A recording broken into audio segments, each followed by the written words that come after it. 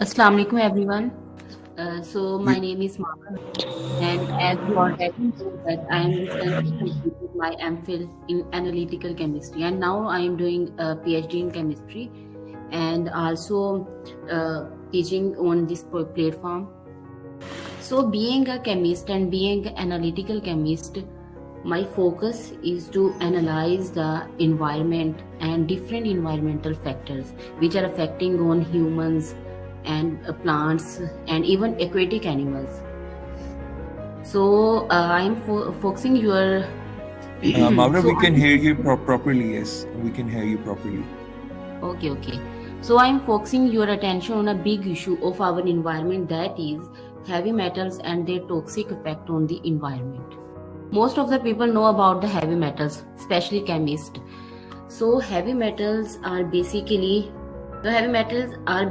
involved in different chemical reactions and also preparing different things in especially in industrial level. So heavy metals are Mavra, classic elements.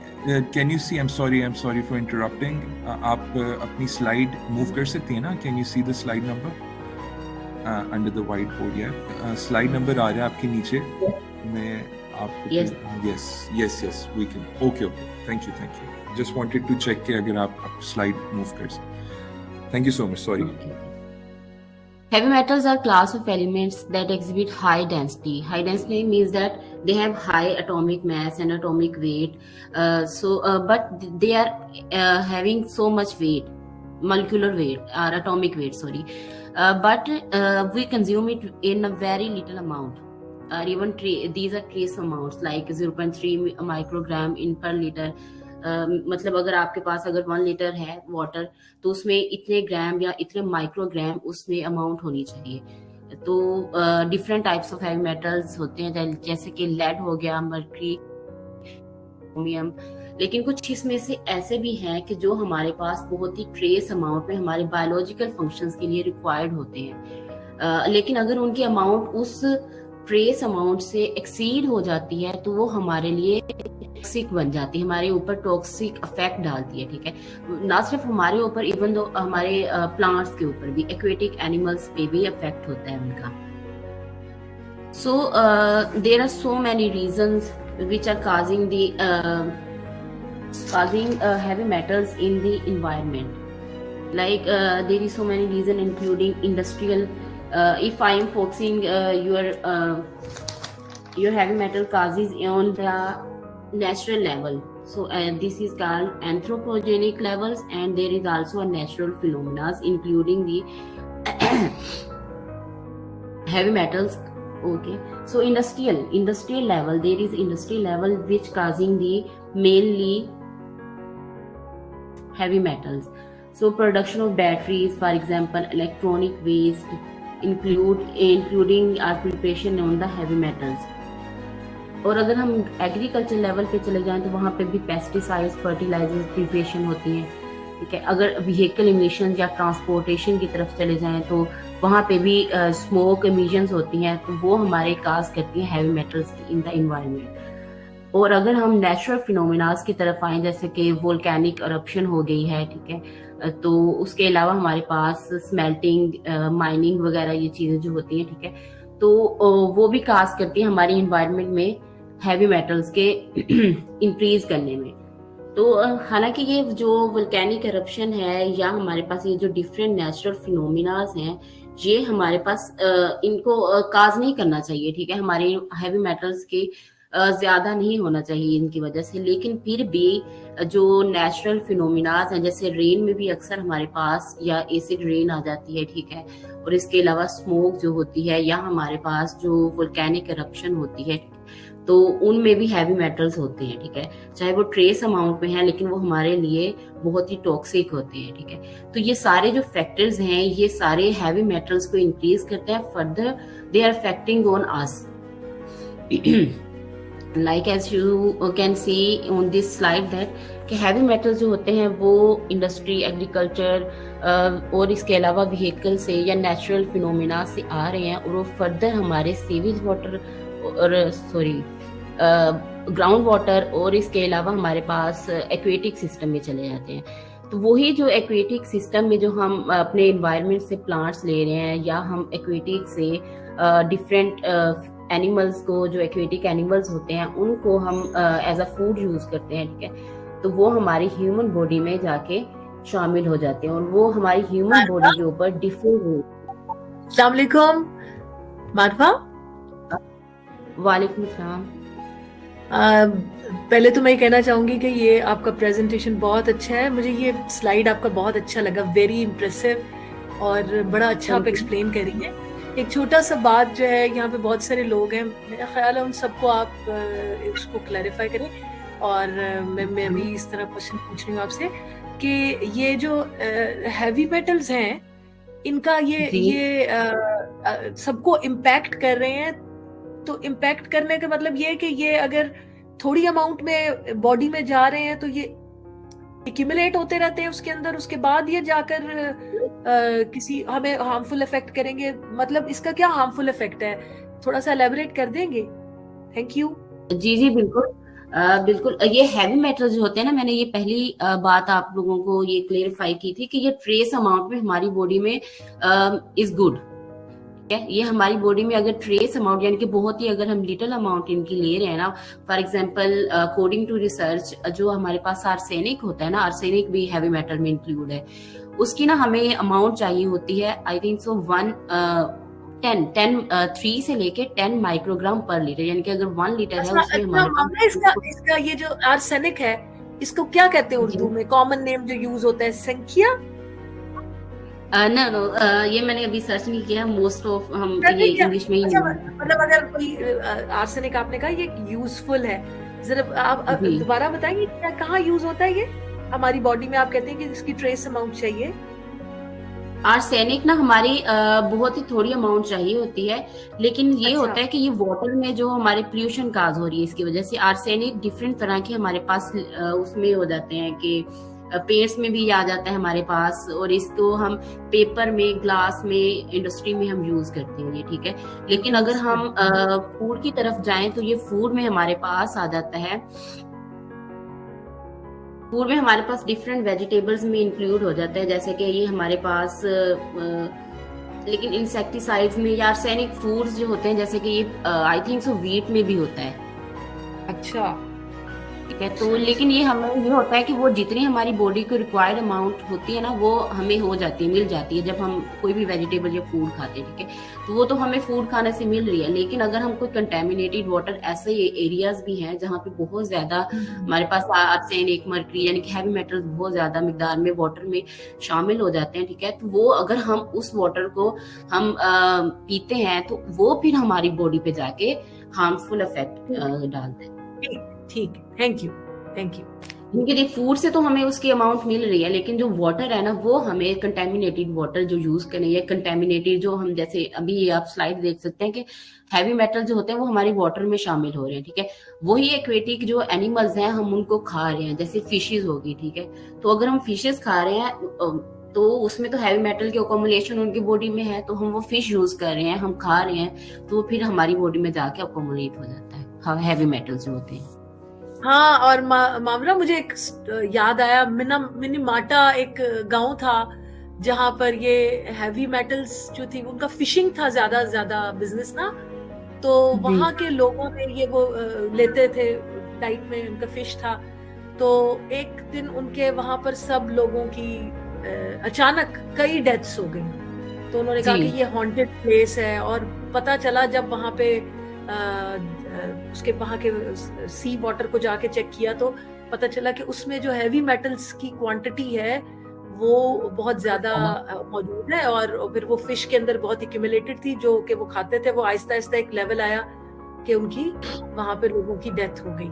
हाँ जी, तो उसके पीछे वो reason इसके पीछे यही हो सकता है ना, मे भी वहाँ पे इंडस्ट्री बहुत ज्यादा हो, वो इंडस्ट्रियल एरिया हो, वहाँ पे वो पेस्टिसाइड्स या फर्टिलाइजर्स बहुत ज्यादा यूज कर रहे हो, तो वही फिर आगे हमारे वाटर पे ऐड हो रहा था। ये जापान का था।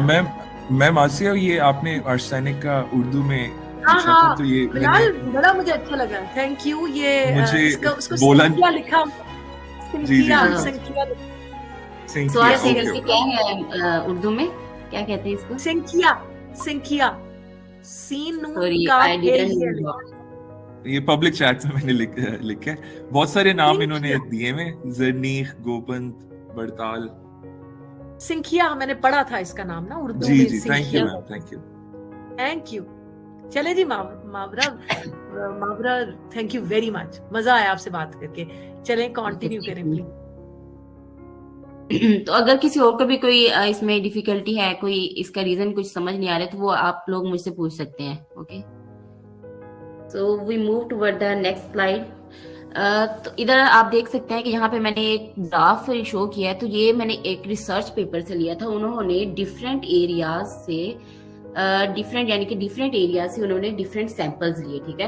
तो इस ग्राफ में ये हो रहा है, दिखा रहे हैं कि डिफरेंट उन्होंने जो एरियाज लिए, कुछ एरियाज थे नॉन फेरस माइनिंग स्मेल्टिंग, ठीक है, यानी कि वहां पे माइनिंग या स्मेल्टिंग होती है। ये जो हमारे पास माइनिंग बेसिकली होता है कि रिलेटेड टू माइंस, यानी कि जो कानकुनी करते हैं, ठीक है, जहाँ पे माउंटेन्स या जो हमारे पास रॉक्स होती है वहां से डिफरेंट तरह के मेटल्स को निकाला जाता है, यूजफुल मेटल्स को, ठीक है, जैसे कि गोल्ड के लिए, या हमारे जो काने हैं, जैसे माइंस है हमारे पास नमक की, ठीक है। तो वहां पे जो माइनिंग हो रही है कानकुनी, और स्मेल्टिंग होता है। स्मेल्टिंग ना एक प्रोसेस होता है हमारे पास।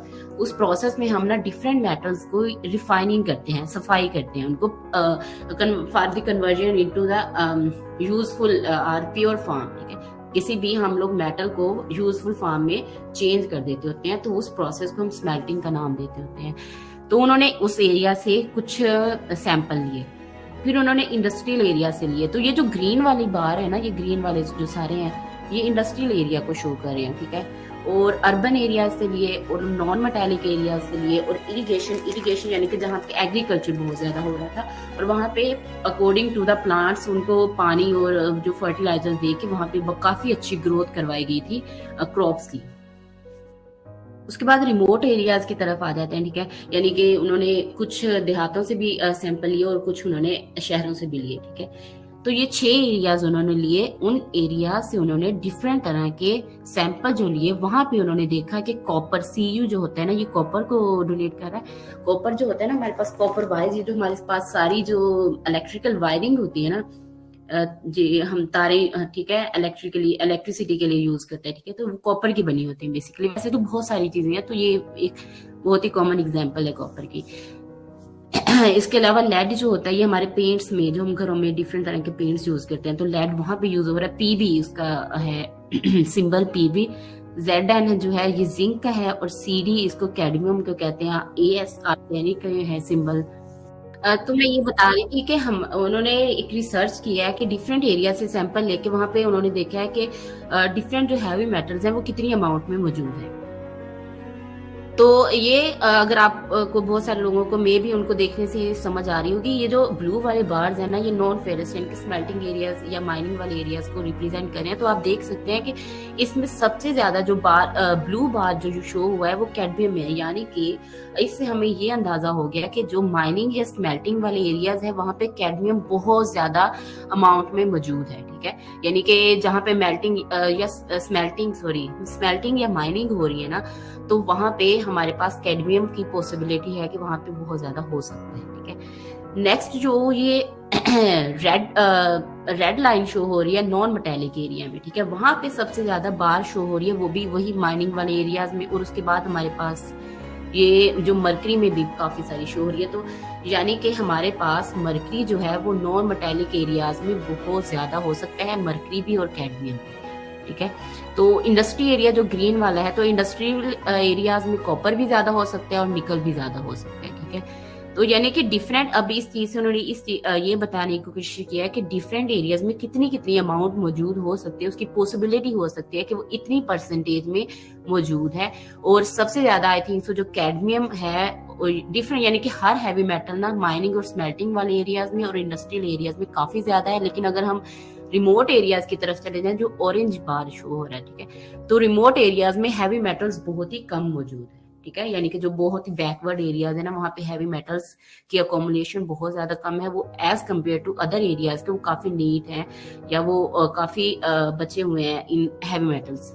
तो इसमें अगर किसी का कोई क्वेश्चन हो, ओके, तो हम अब नेक्स्ट स्लाइड पे चलते हैं। मावरा, मेरा एक छोटा सा क्वेश्चन है, आई डोंट नो इससे रिलेटेबल है कि नहीं।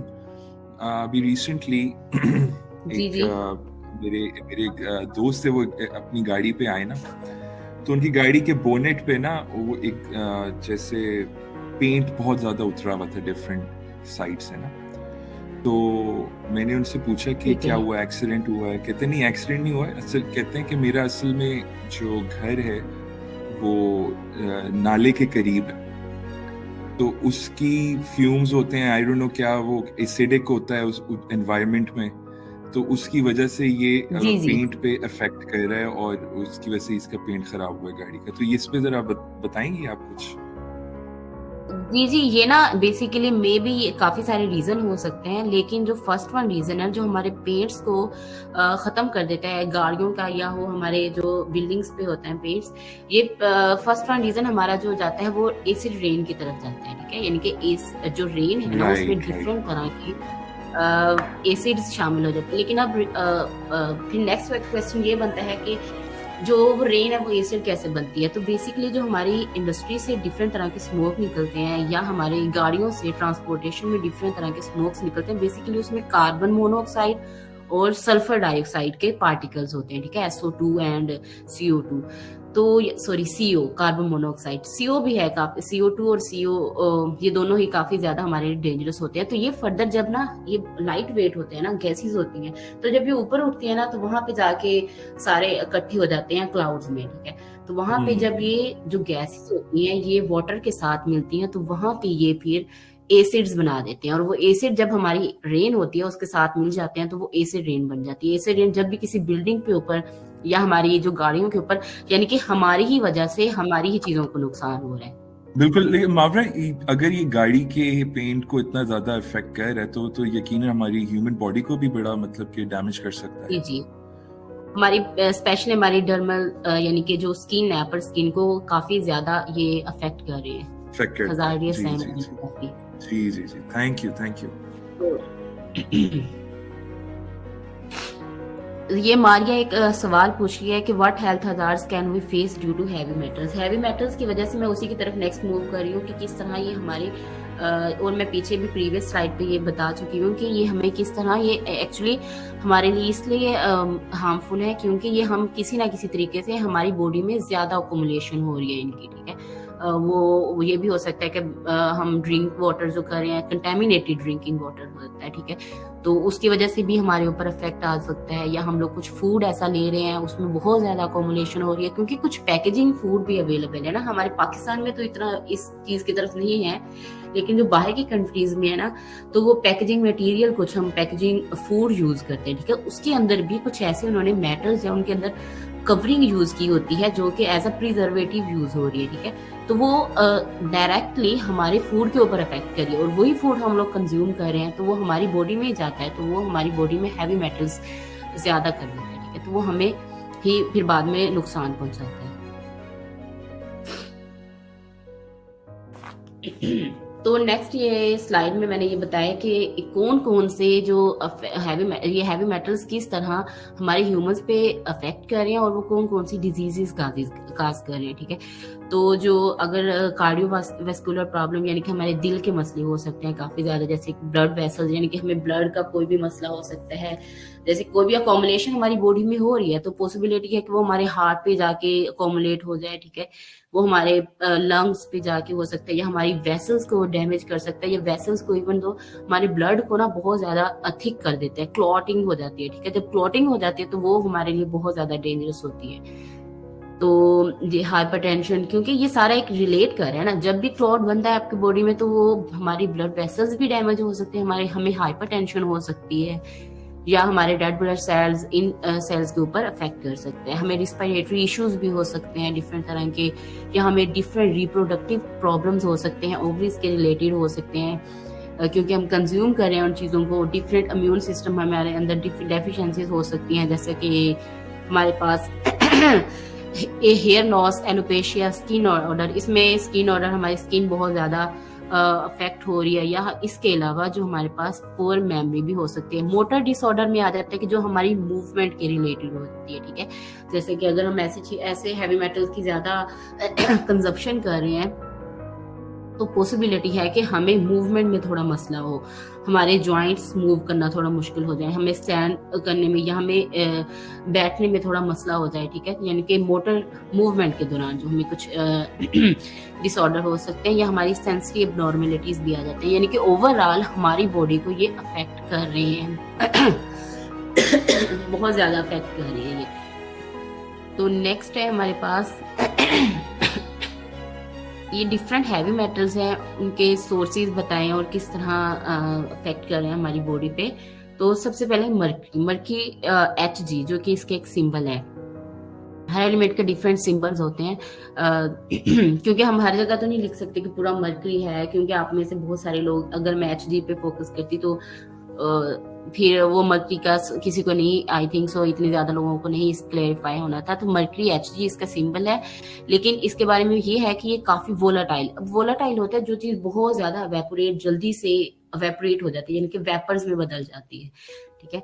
तो मर्क्यूरी, अगर आपको किसी को इस चीज का आइडिया, तो जो मर्क्यूरी होता है ना, अगर हम अपने हाथ पे रख रहे हैं ना, तो थोड़ी सी अमाउंट भी, ठीक है, तो हमारी बॉडी में बहुत ज्यादा एब्जॉर्ब हो जाता है, ठीक है, और इसके वेपर्स भी हवा में उड़ जाते हैं। देखिए, जब किसी चीज के वेपर्स हवा में उड़ जाते हैं तो वो हमें बाद में नजर भी नहीं आएगी, ठीक है, यानी कि हमारी बॉडी में एब्जॉर्ब हो जाते हैं, ठीक है, वो हमारी स्किन को, हमारे ब्लड वेसल्स को अफेक्ट करती है, ठीक है। इसके सोर्सेज ये कहाँ से हमें हैवी मेटल्स आ सकते हैं? म्यूनिसिपल वेस्ट से, ठीक है, यानी कि हम कोई भी ये जो हमारे पास सेवेज सिस्टम सारा होता है, ठीक है, तो या हमारे पास जो वेस्ट होता है मटेरियल, ठीक है, वहां से ये हमें मर्क्यूरी काफी ज्यादा अमाउंट में हमें फेस करना पड़ता है। या हमारे पास इलेक्ट्रिकल स्विचेस, बल्ब, ठीक है, ये सारे इसमें मर्क्यूरी शामिल होता है। ये जो हम बल्ब यूज कर रहे हैं, या हमारे पास डिफरेंट तरह के फ्लोरेसेंट बल्ब होते हैं हमारे पास, तो इन सब में मर्क्यूरी शामिल होता है, जो हमारी बॉडी को अब इस तरह अफेक्ट कर रहा है ना कि वो डिफरेंट, हम देखें अगर कोई भी हमने वेस्ट कर दिया कोई भी चीज, ठीक है, हमारे पास ई वेस्ट है, यानी कि इलेक्ट्रॉनिक वेस्ट है, या हमारे पास डिफरेंट तरह के बल्ब्स हैं, जब वो हमारे पास चीज हम यूज कर लेते हैं या वो खराब हो जाती है तो हम उसको बाहर फेंक देते हैं, ठीक है, तो लेकिन वही चीज जब जाके फर्दर हमारे वाटर में शामिल हो जाती है, ठीक है, तो इनका एक और मसला भी है। ये जो हमारे पास हैवी मेटल्स होते हैं ना, ये हमारे नॉन बायोडिग्रेडेबल होते हैं। नॉन बायोडिग्रेडेबल का मतलब ये कि हमारी जो अर्थ है ना, हमारी जो जमीन है या हमारी सॉइल जो है ना, ये इस चीज को ना वो नहीं कर पाती, कंज्यूम नहीं कर पाती। अल्लाह ताला ने ना हमारी सॉइल में डिफरेंट तरह के माइक्रो ऑर्गेनिजम्स रखे हैं। वो माइक्रो ऑर्गेनिजम्स का काम क्या है कि वो हमारे जो डिफरेंट इन्वायरमेंट की चीजें हैं ना, तो वो उन्हीं को ही खाते हैं, ठीक है, और वो हमारे लिए फायदेमंद है माइक्रो ऑर्गेनिज्म। क्योंकि देखिए, अगर आपने सुना हो काफी कि जो पेपर होता है ये डिग्रेडेबल है, यानी कि मिट्टी उसको खा जाती है। मिट्टी यानी कि मिट्टी के अंदर जो माइक्रो ऑर्गेनिज्म, प्लास्टिक्स नहीं खा पाते उनको, ठीक है, प्लास्टिक आप हजारों साल भी रखे तो वो खत्म नहीं होते, ठीक है, तो प्लास्टिक भी एक बहुत बड़ा हमारा इशू है एनवायरमेंट का। तो इसी तरह ये जो सारे हैवी मेटल्स है ना, मर्क्यूरी हो गया, कैडमियम, लेड, आर्सेनिक या आयरन, ठीक है, ये सारी चीजें जो है ना, ये हैवी मेटल्स, ये ना नॉन बायोडिग्रेडेबल है, यानी कि हमारी जो मिट्टी होती है इसको कंज्यूम नहीं कर पाती, ठीक है, ये साल तक हमारी मिट्टी में जमे रहते हैं, ठीक है, या अंदर रहते हैं। तो इस वजह से फिर ना वो जब हम इन सारे जो वेस्ट है ना, अगर आप डिफरेंट तरह के सबके सोर्सेज देखें तो सिगरेट स्मोक, फर्टिलाइजर, पेस्टिसाइड्स, ये एट द एंड इनका सबका एंड क्या होता है? हम जमीन पे फेंक देते हैं या हम कूड़े में शामिल कर देते हैं। तो ये आगे फर्दर इनको क्या करते हैं उनको ना वो जमीन में दबा देते हैं। ये सारी, अगर ये जो सारे म्यूनिसिपल अथॉरिटीज वगैरह होती हैं, सारे वेस्ट को ये जमीन में दबा देते हैं। कुछ चीजें तो जो हमारे माइक्रो ऑर्गेनिज्म उनको खा सकते हैं, वो खत्म कर देते हैं, लेकिन जैसे कुछ इलेक्ट्रॉनिक वेस्ट हो गया, कुछ पेंट्स हो गए, कुछ सिरामिक्स, कुछ प्लास्टिक, ठीक है, या पेस्टिसाइड्स, वो हमारी माइक्रो ऑर्गेनिज्म नहीं खत्म कर पाते, ठीक है। तो फिर क्या होता है, ये एट द एंड जब ये आहिस्ता टाइम गुजरने के साथ साथ ये मिट्टी के अंदर से होते हुए ना, ये सारी चीजें हैवी मेटल्स, ये हमारे जो जो वाटर टेबल है ना, ठीक है, हमारी जमीन के ये मिट्टी के नीचे वाटर टेबल होता है, ठीक है, यानी कि बिल्कुल वो क्लीन वाटर होता है, तो उसमें शामिल हो जाते हैं। उसमें शामिल हो जाते हैं तो वही पानी फिर हमारे पास as a drink water use होता है, ठीक है, या डिफरेंट हम इंडस्ट्री उसमें भी, एग्रीकल्चर में भी यूज करें। तो जब हम वही पानी एग्रीकल्चर में यूज करते हैं फसलों को लगाने के लिए, तो वही जो ये हमारे पास मर्क्यूरी, कैडमियम वगैरह ये मेटल्स जो होते हैं, ये प्लांट्स के अंदर एब्जॉर्ब हो जाते हैं, ठीक है। ठीक है। तो जब वो प्लांट्स में एब्जॉर्ब हो जाते हैं, हम वही फूड कंज्यूम कर लेते हैं, तो हमारी बॉडी में वो जाके अकोमुलेट हो जाता है और हमें अफेक्ट करता है, हमें डिफरेंट तरह की डिजीजेस हमारे अंदर पैदा हो जाती हैं। या अगर हम ड्रिंकिंग वाटर के थ्रू डायरेक्ट उसको ड्रिंक कर रहे हैं उस पानी को, तो वो फिर भी हमें इफेक्ट कर रहा है। एनिमल्स की तरफ जाएं तो ये सारा जो गंदा पानी होता है, जैसे इंडस्ट्रियल वाटर जो होता है, उसमें डिफरेंट तरह का वेस्ट शामिल होता है, डिफरेंट तरह के मेटल्स शामिल होते हैं। जब चीजें बनाई जाती है, जाहिर सी बात है कोई ना कोई चीज वेस्ट में भी हो सकती है, ठीक है। तो वो वेस्ट, उसकी सफाई किए बगैर इंडस्ट्रीज क्या करते हैं, उनको वो बाहर निकाल देते हैं, और वही पानी जाके फिर वो बहता हुआ डिफरेंट तरह के रिवर्स या वो लेक्स में जाके शामिल हो जाता है, और उसी को ही फिर एक्वेटिक एनिमल्स वहां पे होते हैं, तो वो उनके अंदर अकोमुलेट हो जाता है, और वही फिशेज या हम डिफरेंट जो सी एनिमल्स हैं, वो जो हम खा रहे हैं, वो वही हमें इस तरह हमें डिफरेंट वे से नुकसान पहुंचा रहा है। तो यहाँ पे ये मर्क्यूरी, कैडमियम, लेड, आर्सेनिक तो ये सारे टॉक्सिक होते हैं, और ये डिफरेंट तरह के कुकिंग वेसल्स में ये मैंने लिखा है। इसके अलावा ये हमारे पास डिफरेंट तरह के पेस्टिसाइड्स, हर्बिसाइड्स, इन सारी चीज़ों से ये सोर्सेज हैं जिससे हम लोग हैवी मेटल्स को हासिल कर सकते हैं, जो कि हमें ही बाद में फिर ड्रिंक वाटर या फूड के थ्रू हमें नुकसान पहुंचा रहे हैं और डिफरेंट तरह के हमारे अंदर डिजीजेस काज कर रहे हैं। तो मर्क्यूरी जो होता है ये स्किन की डिजीज काज करता है, kidney, sphere, brain damage and damage to vision करता है। कैडमियम में हमारे पास किडनी प्रॉब्लम भी आ जाता है, हमारे पास IQ रिड्यूस हो जाता है। इसके अलावा लेड जो होता है, लेड हमारे पास पेंट्स में होता है, और सिरामिक्स कुछ शीशे वाली चीज़ों में भी होता है, ठीक है। तो neurological and reproductive system effect होता है, ब्लड ब्रेन बैरियर इफेक्ट होते हैं इसके अलावा। और आर्सेनिक में डायरिया, स्वेयर, वोमिटिंग और गैस्ट्रो इंटेस्टाइनल डैमेज भी हो सकता है। तो एक मैंने रिसर्च पढ़ी थी, तो उसमें था कि मैं बेसिकली मुल्तान से हूँ, तो मुल्तान की रिसर्च थी यूनिवर्सिटी की। तो उन्होंने ये देखा कि मुल्तान के डिफरेंट एरियाज से कंटेमिनेटेड वाटर लिए, डिफरेंट मुल्तान के सिटी से लिया, कुछ इंडस्ट्रियल एरियाज हैं वहाँ से भी वाटर लिया। तो उन्होंने जब डिफरेंट वाटर लिए ना, तो डिफरेंट वाटर को जाके स्टडी किया लैब में, तो उन्होंने वहां पे देखा कि मुल्तान में मर्क्यूरी और कैडमियम, इसके अलावा आर्सेनिक, इन 3 मेटल्स की इतनी ज्यादा अमाउंट मौजूद है, जो कि उन्होंने बताई हुई थी कि हमारे पास जो एक ट्रेस अमाउंट चाहिए होती है, उससे तकरीबन 10 टाइम्स मोर है हमारे मुल्तान में। यानी कि इतना कंटेमिनेटेड वाटर यहाँ के लोग पी रहे हैं, ये यूज कर रहे हैं उसको डिफरेंट चीजों में, फूड में भी, क्रॉप्स में भी। तो वो जितनी उनको ट्रेस अमाउंट हमारी बॉडी को चाहिए ना, उससे 10 टाइम्स ज्यादा हमारे पास वो पहुंच रही है कंटेमिनेटेड वाटर के थ्रू। तो इट्स अ बिग इशू। लेकिन अब हम ये तो मैं ये तो बता दिया है कि ये किस तरह हमारे बॉडी को डायरेक्टली या इनडायरेक्टली इफेक्ट कर रहा है। लेकिन अब हमारा ये इशू है कि अब वो हम देखिए, हमने ये भी देखा कि इलेक्ट्रॉनिक वेस्ट से आ रहा है, ये हमारे पास इंडस्ट्रियल वाटर से आ रहा है, ये अब हम पानी भी पी रहे हैं, ठीक है, या हम फूड भी खा रहे हैं, हम एक्वेटिक एनिमल्स को भी खा रहे हैं, ठीक है। तो अब ये तो नहीं कि हम इनके यूज छोड़ दें, ठीक है। जाहिर सी बात है, हमने डिफरेंट इलेक्ट्रॉनिक, बेसिकली जो हमारे पास हैवी मेटल है ना, ये इलेक्ट्रॉनिक वेस्ट से बहुत ज्यादा इमिट होते हैं, ठीक है। तो अब हम ये तो नहीं कर सकते हम मोबाइल फोन्स बनाना छोड़ दें, ये तो पॉसिबिलिटी नहीं है, या हम अपने लैपटॉप्स या हम डिफरेंट तरह के इलेक्ट्रिकल स्विचेस या जो इलेक्ट्रिकल वायरिंग, ये सारी चीजें हम इनको बनाना तो छोड़ नहीं सकते। तो how can we prevent and mitigate these heavy metals? तो इसका ये कर सकते हैं कि हम डिफरेंट तरह की पॉलिसीज या रेगुलेशंस बनाएं, ठीक है, या इस तरह के रूल्स बनाएं जिनके थ्रू हम लोग डिफरेंट तरह के हैवी मेटल्स को रिमूव कर सकते हैं। या हम लोग रेगुलर चेक करें कि हमारी एयर में, हमारे वाटर में या हमारी सॉइल में कितने हैवी मेटल की कंटेमिनेशन हो गई है, ठीक है। यानी डिफरेंट तरह की ऐसी अथॉरिटीज बनाए ना, या ऐसे लॉज बनाए, या हम डिफरेंट तरह की ऐसी कंपनीज बनाए, एजेंसीज, जो कि उनको डेली मॉनिटर करें कि कितनी हमारी एयर में या वाटर में या डिफरेंट और सॉइल में या फूड में कंटेमिनेट हो चुके हैं हैवी मेटल। इसके अलावा डिफरेंट रेमिडिएशन टेक्निक यूज की जा सकती हैं। तो फाइटो रेमिडिएशन, फाइटो मीन्स हम डिफरेंट तरह के, फाइटो का जो वर्डली मीनिंग जो होता है वो होता है प्लांट्स। तो यानी कि हम प्लांट्स को किस तरह यूज, प्लांट्स के थ्रू भी एब्जॉर्ब करवा सकते हैं हैवी मेटल्स। और इसके अलावा चिलेशन थ्योरी, चिलेशन थ्योरी में जो होता है ना, इसमें बेसिकली चिलेशन थ्योरी में हम डिफरेंट तरह के चिलेटिंग एजेंट यूज करते हैं, ठीक है, जिनको हम लोग ना किसी भी मेडिसिन के अंदर डाल देते हैं, ठीक है। जब वो मेडिसिन के अंदर चिलेटिंग एजेंट डालते हैं ना, तो हम उनको कंज्यूम कर लेते हैं, हम वो मेडिसिन को यूज करते हैं। यानी कि ये चिलेशन थ्योरी हम तब करते हैं जब किसी की बॉडी में बहुत ज्यादा अकोमुलेट हो गया है हैवी मेटल और वो उसको डिजीज काज हो गई है, तो हमने उसकी बॉडी से हैवी मेटल को रिमूव करवाना है, तो वहां पे फिर चिलेशन थ्योरी हमारे लिए बहुत ज्यादा हेल्पफुल हो जाती है।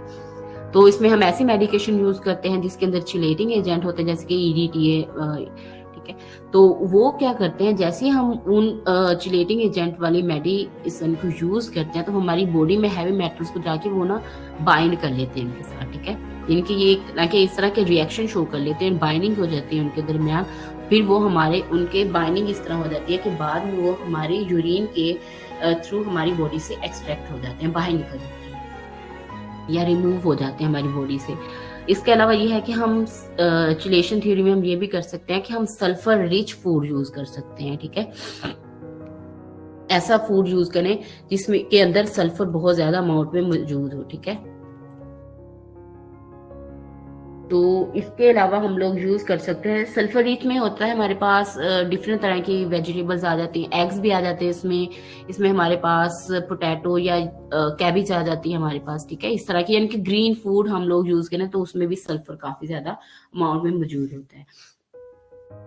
तो अगर हम वेजिटेबल्स यूज करें तो इसके अलावा केमिकल ट्रीटमेंट भी है, यानी कि अगर हमारे पास सॉइल में बहुत ज्यादा या हमारे पास वाटर में बहुत ज्यादा अकोमुलेशन हो गई है हैवी मेटल्स की, तो हम ऐसी चीजें ऐड करते हैं कि जिसके थ्रू वो हैवी मेटल्स एब्जॉर्ब करवा लिए जाते हैं। इसके अलावा हम फिल्ट्रेशन, यानी कि अगर हम पानी जो हम यूज कर रहे हैं फॉर द ड्रिंकिंग पर्पज, तो हम उसके फिल्ट्रेट कर लें या हम बॉयल कर लें, ठीक है। फिल्ट्रेशन से ये होता है कि वो जो हैवी मेटल्स होते हैं वो हमारे पास मतलब वो सेपरेट आउट हो जाते हैं, ठीक है। या इसके अलावा जैसे हमें अक्सर ये कहा जाता है ना कि पानी बॉयल करके पिए, तो पानी बॉयल करने का मकसद क्या होता है कि जो टेम्परेचर होता है तो वो हर चीज को, हाई टेम्परेचर जो होता है वो तकरीबन सभी माइक्रो ऑर्गेनिज्म को किल कर देता है, ठीक है, या इसके अंदर जो हैवी मेटल्स होते हैं उनको रिमूवल करवा देता है।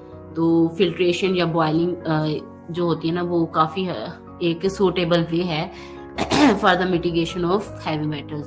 इसके अलावा ये है कि हम इसके पब्लिक बॉइलिंग से कैसे रिमूव होता है? बॉइलिंग आप कह रहे हैं, बॉइलिंग तो माइक्रो ऑर्गेनिजम्स को किल करने के लिए हम यूज करते हैं, ठीक है, बायोलॉजिकल कॉन्टेमिनेंट्स निकल जाते हैं, लेकिन बॉइलिंग से क्या हैवी मेटल्स को क्या होता है कि रिमूव हो जाती हैं? बॉइलिंग से क्या पानी में नहीं, कुछ जैसे ये मैंने आपको बताया ना कि जैसे मरकरी का बताया था अभी प्रीवियस स्लाइड पे कि जो हमारे पास आई थिंक सो मरकरी था, तो मरकरी में ये था कि ये वो होता है वोलाटाइल होता है, ठीक है, यानी कि ये इजीली वेपर्स में बदल जाता है। अब इजीली जो चीज वेपर्स में बदल जाती है उसका मतलब ये होता है कि वो उसको बहुत ही लाइट टेम्परेचर चाहिए होता है और वो वेपर्स में बदलने लग जाती है। जैसे वाटर होता है वो 100 डिग्री उसको टेम्परेचर, मरकरी तो मेटल है, मेटल एवेपोरेट कैसे हो सकती है थोड़े से टेम्परेचर पे?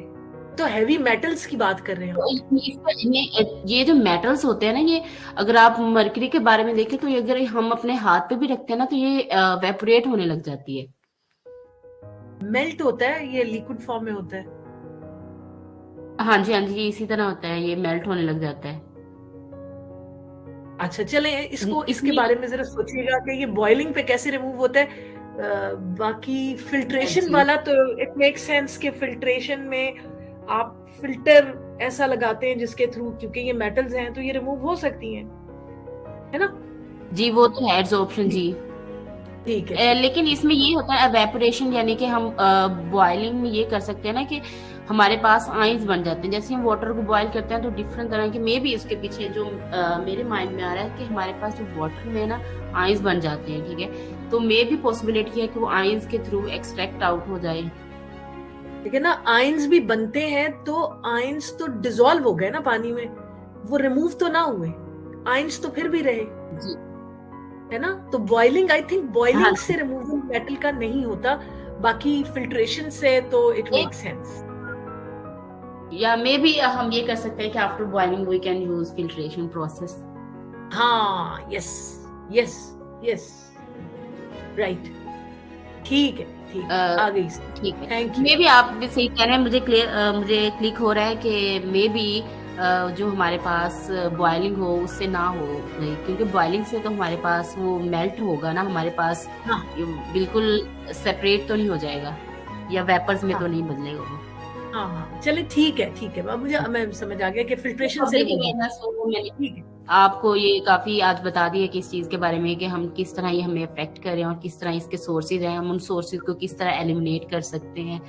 तो ये और मे भी आप लोगों के लिए ये सारी जो हैवी मेटल्स हैं वो बॉडी को रिक्वायर्ड नहीं होती, some heavy metals are required in trace amounts, है ना? जी जी ठीक है, थैंक यू। ठीक है। जैसे आयरन वगैरह होता है, आयरन हमारी बॉडी के लिए बहुत ज्यादा बेनिफिशियल है, लेकिन हम आयरन को अगर एक खास अमाउंट से ज्यादा यूज करेंगे तो वो हमारे लिए फिर टॉक्सिक बन जाता है। ठीक है। और एक और भी है कि हमारे पास जो अक्सर बेबी फूड आते हैं ना, तो बेबी फूड्स में काफी ज्यादा हमारे पास हैवी मेटल्स इंक्लूड होते हैं। जैसे कि कुछ आजकल बेबी मिल्क आ रहे हैं, जो बच्चे आजकल जो बिल्कुल न्यू बॉर्न बेबी को हम लोग देते हैं, तो उसके अंदर हैवी मेटल्स काफी ज्यादा होते हैं, तो उनके यूज पे भी अवॉइड करें। तो अगर किसी का कोई क्वेश्चन है तो वो फिर आप लोग पूछ सकते हैं। मेरा ख्याल है मारिया ने आपसे क्वेश्चन किया था, मारिया यहाँ पे मौजूद है कि what health hazard we can face due to heavy metals. वो तो आपने वैसे खासा डिटेल में बता दिया। हाँ जी मैंने इसको आंसर दे दिया, मे बी अभी वो ऑफलाइन है।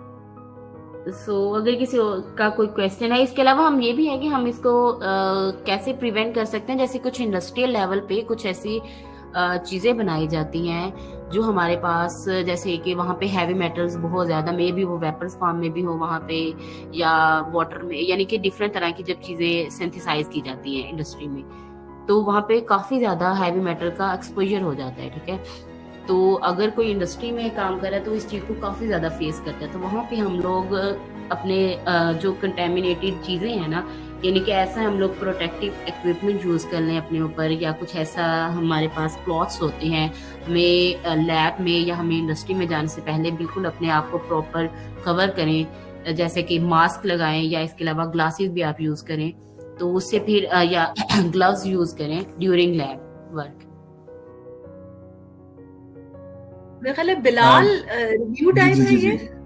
ठीक है, बिल्कुल रिव्यू टाइम तो है। एक बस पॉइंट मुझे इससे आया था प्रिवेंशन से, कि जो हमारी इधर पाकिस्तान में वेपन फैक्ट्री है, POF पाकिस्तान ऑर्डिनेंस फैक्ट्रीज, तो मेरे फादर वहाँ काम करते थे फॉर 32 इयर्स, उनकी सर्विस थी वहाँ।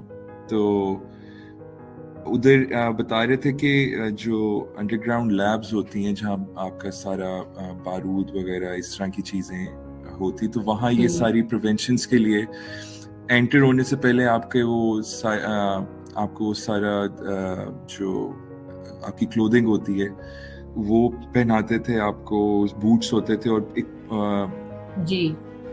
और पूरे उस एरिया में पानी बह रहा होता था, पानी साथ साथ बह रहा होता था फॉर ऑक्सीजन।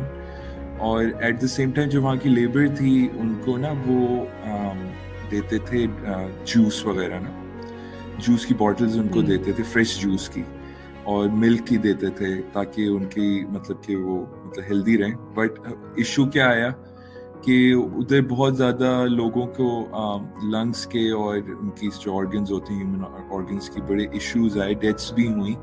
तो पता ये चला कि जो बेचारे लेबर थी ना, वो जूस वगैरह जो होता था मिल्क को छुपा के ले जाते थे अपने घर वालों के लिए, और वो खुद पीते नहीं थे।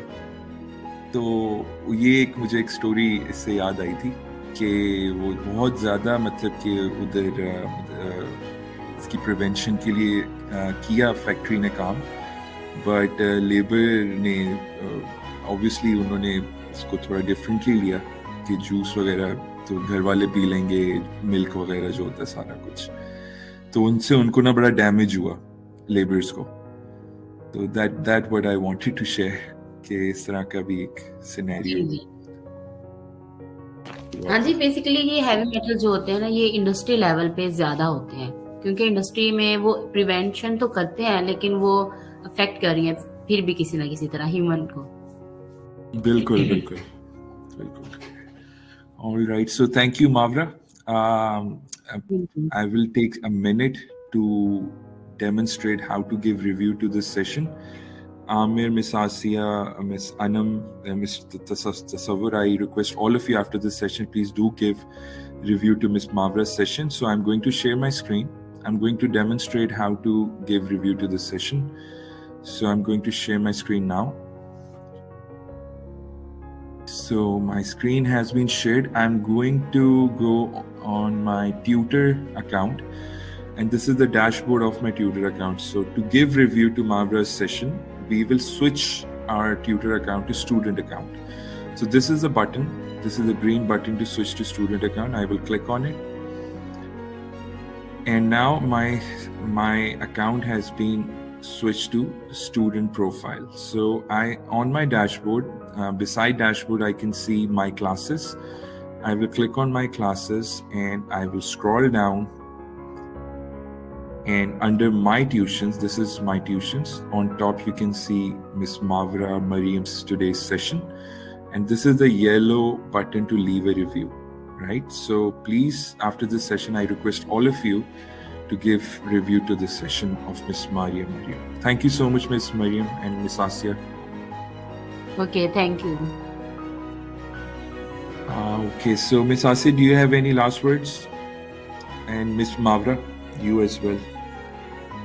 मेरा ख्याल है मावरा से कहते हैं कि हाँ वो हमें एक अच्छी सी बात करें, और उसके बाद क्योंकि हमारे सेशन का टाइम जो है वो खत्म होने वाले हैं, तो मावरा से कहते हैं कि वो समराइज करें। ठीक है मावरा, आ जाए। जी जी जी जी। ओके, तो जैसे मैंने आपने फर्स्ट स्लाइड पे देखा होगा कि मैंने ये बात लिखी थी कि जो हम अर्थ है ना वो ये हमारी जो अर्थ है वो हमसे बिलोंग नहीं करती, बल्कि हम अर्थ से बिलोंग करते हैं। ठीक है, तो इस बात का ये मतलब है कि ये जो मेरा आज का टॉपिक था वो इस चीज की तरफ ही फोकस कर रहा है कि ये हमारे अर्थ, हमारे इन्वायरमेंट के रिलेटेड है। अगर हम इसको प्रोटेक्ट नहीं करेंगे तो वो इनडायरेक्टली या डायरेक्टली हमें ही अफेक्ट कर रहा है। ठीक है, हैवी मैटर जो है वो जरूरी नहीं, वो अब चीजें तो बनानी है ना। ठीक है, तो हैवी मैटर जो अफेक्ट कर रहे हैं वो ना सिर्फ हमें अफेक्ट कर रहे हैं, हमारे वो एनिमल्स को भी, वो प्लांट्स को भी अफेक्ट कर रहे हैं। सो हमें अपने अर्थ की, हमें एनवायरनमेंट की प्रोटेक्शन के लिए थोड़े से प्रिवेंशन या हमें मिटिगेशन के लिए थोड़े से कुछ स्टेप्स लेने पड़ेंगे, so we can improve our environment.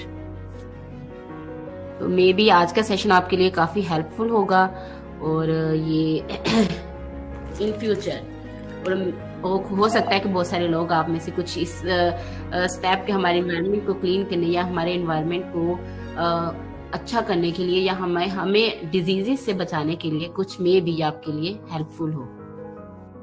Definitely, Mavra. Definitely, we will even share this session. It's already recorded. We will share this session after a little editing. और इसको obviously awareness के लिए इसको share भी करेंगे different groups में। आपको भी share करेंगे and everyone, आप भी इसको आगे share करें for the awareness of our environment. So thank you so much everyone for joining this session, and Mavra, especially you, for taking the time out, and see you next Thursday. Miss Asiya, please. Inshallah. Thank you very much, Mavra. Thank you very much. आपने इतना time निकाला। Thank you so much everyone. Allah Hafiz. Khuda Hafiz. Okay, Allah Hafiz.